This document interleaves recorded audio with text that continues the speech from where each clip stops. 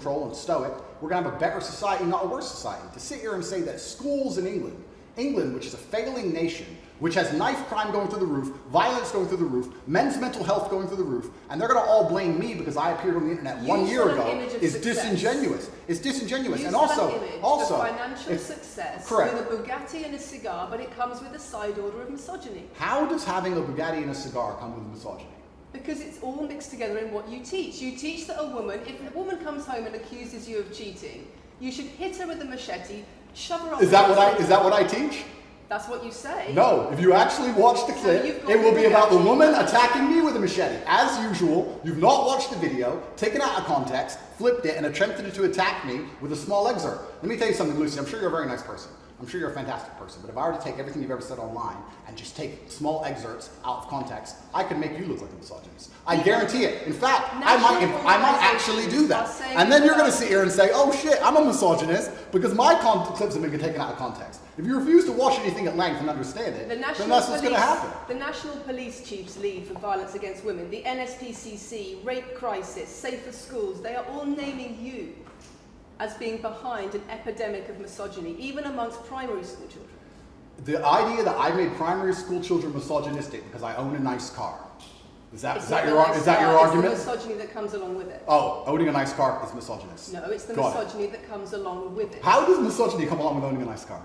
Because you have an image of financial I'm glad you're answering my questions now. We finally got the dynamic. You have an image of financial success. She's answering my questions, as she should. Excuse me.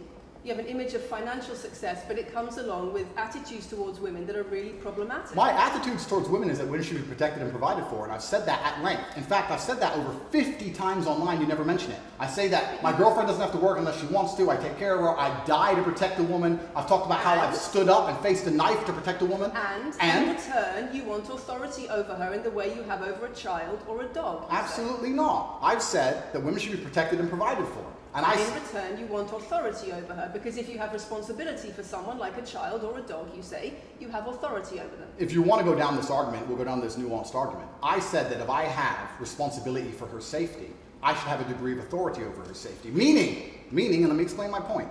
If I'm the one who has to fight and die to protect her, I'm the one who decides how we walk home. I'm the one who decides the route we take. Because it's unfair for her to say, I want to walk through the most dangerous neighborhood in the world, but you have to face the knives. That's what I've said.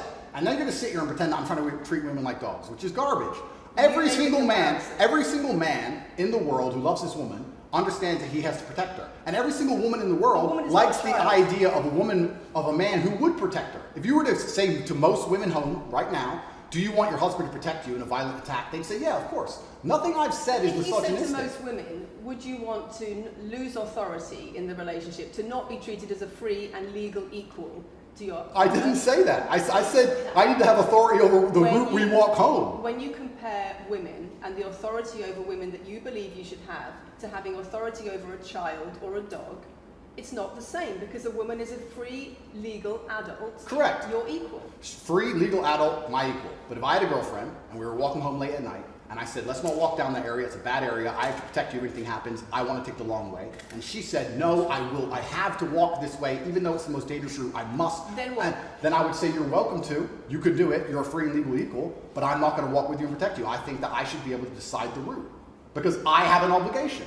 And my obligation as a man is to protect and provide for females. Everything I'm talking about is traditional gender roles, which 10 years ago, less than 10 years ago, would not be considered outlandish, would not be considered crazy, would not be considered dangerous or misogynistic. The world has changed, and a lot of people haven't changed with the world. Please understand there's a lot of women at home watching this right now who like the idea of their man sticking up for them, protecting them, and providing for them. And just because the world has gone crazy and the legacy media has gone crazy, most people at home are still relatively sane. And these are the people who are going to write on the comments that Andrew isn't saying anything that's outlandish.